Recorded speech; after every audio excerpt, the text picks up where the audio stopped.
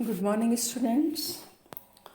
BSc part 3 में हम third paper में बायोटिक फैक्टर्स के बारे में पढ़ रहे थे और बायोटिक फैक्टर्स में मैंने आपको बताया था ऑर्गेनिजम्स की जो रिलेशनशिप होती है आपस में या जो संबंध होते हैं आपस में जिससे कि वो एक दूसरे को प्रभावित करते हैं वो दो तरह के होते हैं। इंट्रा स्पेसिफिक यानी अंतर्जातीय और इंटर स्पेसिफिक मतलब अंतर्जातीय रिलेशनशिप। इंट्रा स्पेसिफिक रिलेशनशिप के बारे में हम पढ़ चुके हैं और इंटर स्पेसिफिक रिलेशनशिप में भी मैंने आपको कोऑपरेटिव या सहयोगी फैक्टर्स के बारे में पिछली क्लास में बताया था। आज हम बात करेंगे non cooperative inter specific relationship यानी ऐसे संबंध जो कि इंटर स्पेसिफिक तो हैं ही, अंतर्जातीय तो हैं ही और साथ में नॉन कोऑपरेटिव यानी असहयोगी हैं। इस तरह की रिलेशनशिप में अगर किसी भी एरिया में, किसी भी भौगोलिक क्षेत्र में जब एक से ज़्यादा स्पीशीज़ या एक से ज़्यादा जातियाँ एक साथ रहती हैं ऑर्गेनिजम्स की, तो उनमें आपस में कंपटीशन बढ़ जाता है, प्रतिस्पर्धा बढ़ जाती है। और ये जो कंपटीशन है या जो प्रतिस्पर्धा है बेसिकली वो बेसिक रिक्वायरमेंट्स के लिए होती है, जैसे फूड हो गया या दूसरे कोई रिसोर्सेज हैं या रहने का स्थान हो गया। तो इस तरीके से इन इंडिविजुअल्स में आपस में कंपटीशन बढ़ जाता है दोनों जाति के इंडिविजुअल्स में और आपस में वो एक दूसरे का विरोध करते हैं। तो ये अलग अलग जातियाँ जो एक कॉमन एरिया में रह रही हैं, एक दूसरे का विरोध करती हैं, साथ में रह रही हैं, इनका जो संबंध है या रिलेशनशिप है इसके अंतर्गत दोनों को ही नुकसान होता है। Both the individuals are harm, दोनों ही जाति के ऑर्गेनिजम्स को हानि होती है, नुकसान होता है। और ये जो संबंध है inter specific non cooperative type relationship का, इसमें आते हैं एक तो एंटीबायोसिस या इसे अमेंसेलिज्म भी कहते हैं, प्रतिजीविता। दूसरा आता है प्रीडेशन या परभक्षण, पैरासिटिज्म या परजीविता और कंपटीशन या प्रतिस्पर्धा। तो एक एक करके हम देखेंगे कि किस तरह का इनमें संबंध होता है।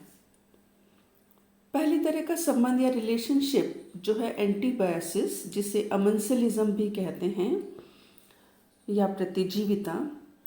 When an organism produces an injurious compound that inhibits the growth or destroys other organism. यहाँ पर क्या है कि जब एक एरिया में एक से ज़्यादा जाति के ऑर्गेनिजम्स रह रहे हैं तो कुछ प्राणी या एक जाति के प्राणी कुछ ऐसे केमिकल सब्सटेंसेस, कुछ ऐसे सिक्रीशंस या कुछ ऐसे पदार्थ सिक्रीट करते हैं जिससे कि दूसरी जाति के ऑर्गेनिजम्स को हानि पहुंचती है, नुकसान पहुंचता है या फिर वो उसको टोटली ख़त्म कर देते हैं, पूरी तरीके से नष्ट कर देते हैं। तो और ये जो केमिकल कंपाउंड्स या सब्सटेंसेस जो सिक्रीट किए जाते हैं वो कहलाते हैं एंटीबायोटिक्स। तो इसके बाद कॉमन एग्जाम्पल है जैसे कि कुछ फंजाई होती हैं, वो कुछ सब्सटेंसेस सिक्रीट करते हैं, कुछ एंटीबायोटिक्स सिक्रीट करते हैं, जैसे पेनिसिलिन, स्ट्रेप्टोमाइसिन और ओरोमाइसिन। ये जो सब्सटेंसेस हैं ये कुछ बैक्टीरिया को नुकसान पहुंचाते हैं और उनको नष्ट कर देते हैं।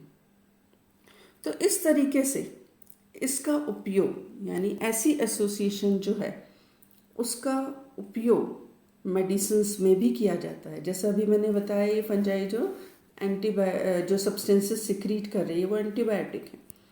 तो आपने देखा ही है जब कोई भी बैक्टीरियल इन्फेक्शन होता है तो क्या लेते हैं, दवाई में हम एंटीबायोटिक्स लेते हैं। तो इस तरीके से ये ऐसे केमिकल्स हैं, ऐसे सब्सटेंसेस हैं जिनसे कि बैक्टीरिया नष्ट हो जाते हैं, तो उसको मेडिसिन्स में भी यूज़ किया जा सकता है। इसका एक और एग्जांपल है, जैसे एक ब्लू ग्रीन एल्गी है, माइक्रोसिस्टिस। ये जो माइक्रोसिस्टिस ब्लू ग्रीन एल्गी है वो एक टॉक्सिक सब्सटेंस सिक्रीट करती है वाटर में।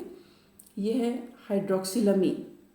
ये हाइड्रोक्सिल अमीन जो है बहुत टॉक्सिक होता है और इसके कारण उस पानी में या जहाँ पर भी ये है उसमें रहने वाली जितनी भी फिशेस हैं या दूसरे एनिमल्स हैं वो अगर इस पानी को पीते हैं तो उनकी डेथ हो जाती है या वो डिस्ट्रॉय हो जाते हैं। तो इस तरीके से ये ऑर्गेनिजम्स दूसरे ऑर्गेनिजम्स को नुकसान पहुंचाते हैं।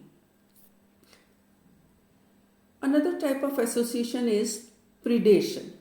प्रीडेशन या परभक्षण, जैसा कि नाम है परभक्षण, दूसरे का भक्षण करना, उसको मारकर खा जाना। तो कभी कभी एक पर्टिकुलर एरिया में जो अलग अलग जाति के ऑर्गेनिजम्स रह रहे हैं, एनिमल्स रह रहे हैं, तो वो एक तरह के जो प्राणी हैं वो दूसरों को मारकर खा जाते हैं।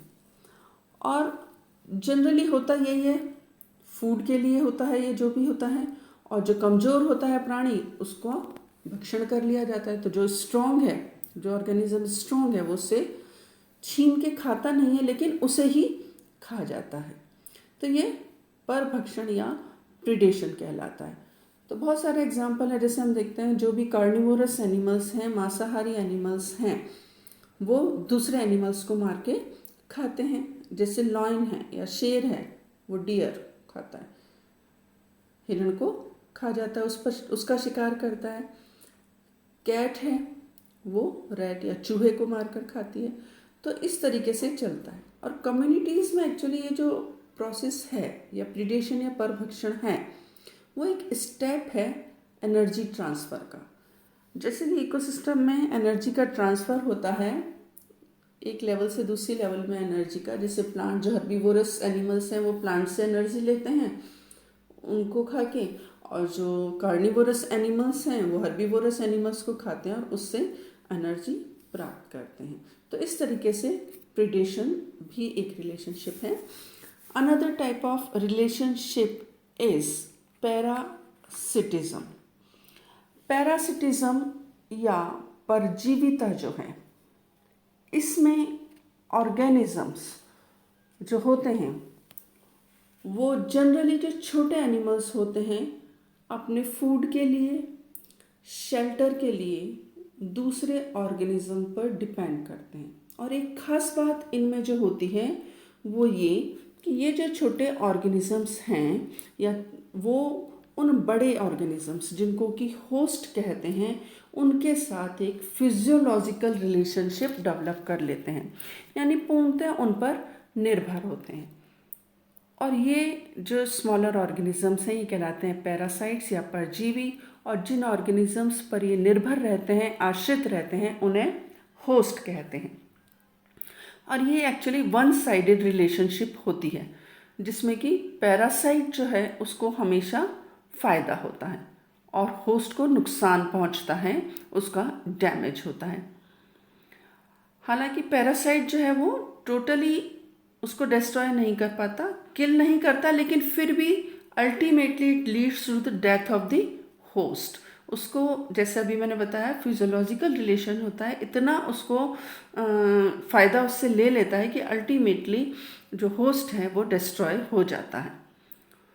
तो इसके लिए पैरासाइट को भी, क्योंकि वो होस्ट पर डिपेंडेंट है तो होस्ट पर ही उसको आश्रित रहना है, तो पैरासाइट को भी कई तरह की मॉडिफिकेशन अपने आप में करने पड़ते हैं या अडेप्टेशंस उसमें ऐसी होती हैं जिससे कि वो उस एनवायरनमेंट में, मतलब होस्ट पर जब ये रह रहा है तो उसके साथ वो रहने के लिए काबिल हो पाए या कैपेबल हो। अब ये जो पैरासाइट्स हैं, परजीवी हैं, वो दो कैटेगरीज होती हैं इनकी। एक होते हैं टेम्पररी पैरासाइट और दूसरे परमानेंट पैरासाइट। टेम्पररी पैरासाइट्स जो हैं उसमें ऐसे ऑर्गेनिजम्स आते हैं जो अपनी लाइफ टाइम का केवल कुछ हिस्सा ही एज अ पैरासाइट स्पेंड करते हैं। अपनी लाइफ का मेजर पार्ट या ज़्यादातर टाइम वो फ्री लिविंग ऑर्गेनिज्म की तरह रहते हैं, स्वतंत्र जीवी की तरह रहते हैं, लेकिन कुछ हिस्सा उनकी लाइफ का ऐसा होता है जबकि वो फ्रीली नहीं रह सकते और उस समय वो होस्ट पर आश्रित होते हैं। इसका एक एग्जाम्पल है glochidium larva. Fresh water muscle जो होता है, सीप जो होती है, उसका लार्वा होता है। बाइवेल्व होते हैं, बाइवेल्विया में आते हैं जो मॉलस्क, उनका लार्वा होता है ग्लोचिडियम लार्वा। और ये लार्वा अपने लार्वल टाइम में होस्ट के फिश होती है जिसके ऊपर अपने आप को अटैच कर लेता है और इसके लिए इसमें हुक्स का डेवलपमेंट हो जाता है। उसकी शेल पे कुछ हुक्स बन जाते हैं जिससे अपने आप को वो फिश से अटैच कर लेता है और कुछ हफ्तों तक इसी तरीके से रहता है जब तक कि वो यंग वन जो है पूरा इंडिपेंडेंट लाइफ जीने के लिए कैपेबल नहीं हो जाता। तो ये टेम्पररी पैरासाइट्स होते हैं। दूसरी तरह के जो पैरासाइट्स होते हैं वो होते हैं परमानेंट पैरासाइट्स।